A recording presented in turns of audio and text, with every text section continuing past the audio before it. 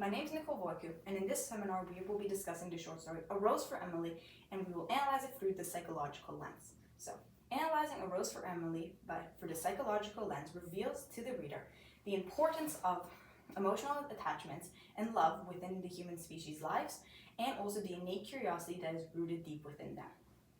So, first, what will we discuss in this seminar? So, we will discuss what psychological analysis is. We will discuss the id versus superego within A Rose for Emily.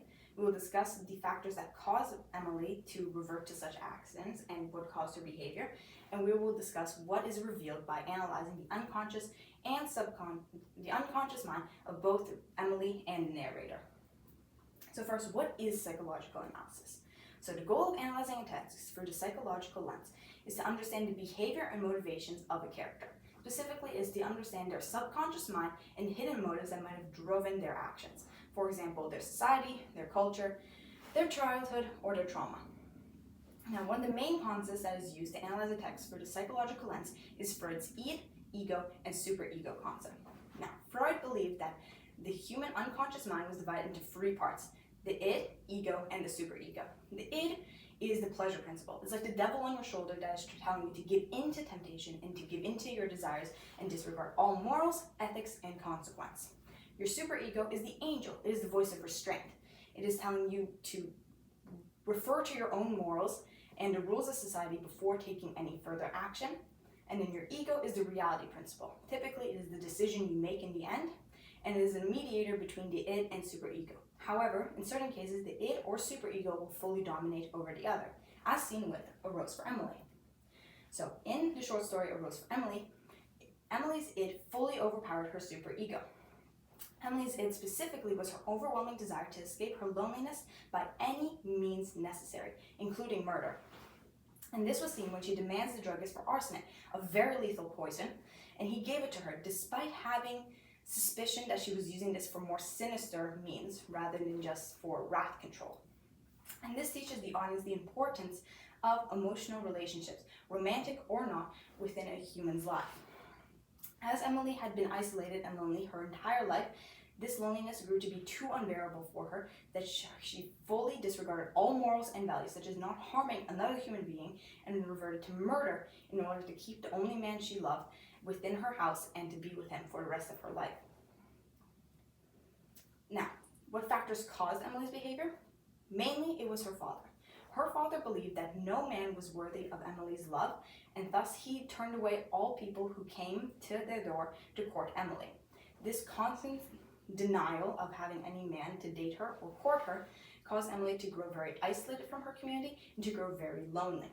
Furthermore, Emily was constantly reminded of her father's actions even after he passed away, as when the sheriff had first visited her, it was said in the book that on a tarnished gilt easel before the fireplace stood a crayon portrait of Miss Emily's father. And this photo reminded Emily constantly of the actions her father took and the habits he had enforced upon her, which caused her to continue to be isolated even after his death, despite there being no physical barrier to stop her from going out into her community and finding a lover. Now, the unconscious mind of Emily. Well, the unconscious mind of Emily firstly reveals to the reader the power of habits and repeated actions.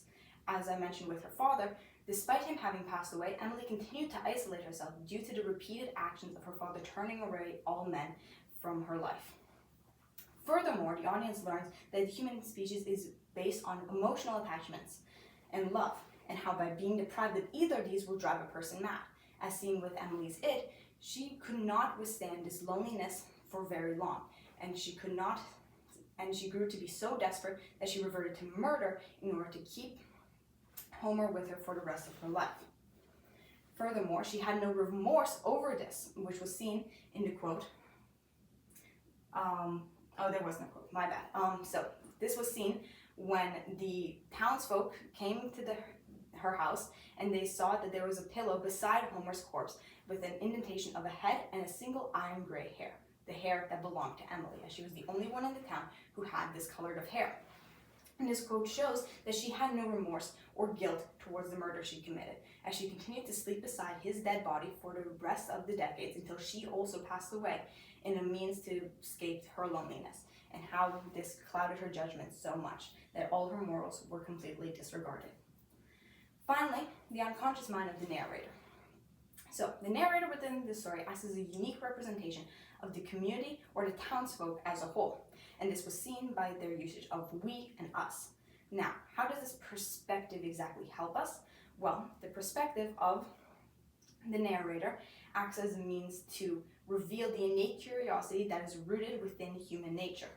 And this is seen in all the times where the narrator speaks in a tone that is similar to gossiping or shows a very deep interest within Emily's life. For example, she carried her head high enough, even when we believed that she had fallen. And also, so the next day we all said she will kill herself, and we said it would be the best thing. When she had first begun to be seen with Homer Baron, we said she will marry him. These quotes all show the curiosity that the townsfolk or the community had towards Emily's life, as they were constantly watching her every move, despite it not having to do with their own life. But they were still invested within her own story and wanted to learn more about this person that they had no idea or no understanding of. And it was also seen by how quickly they changed their opinion and how they went from she will kill herself to she will marry him, and they constantly were changing their opinion about Emily's life as they learned more about her, and this shows the curiosity that is rooted deep within human nature. Now, thank you for listening to my seminar about what was revealed through psychological analysis of A Rose for Emily, and this is my works cited.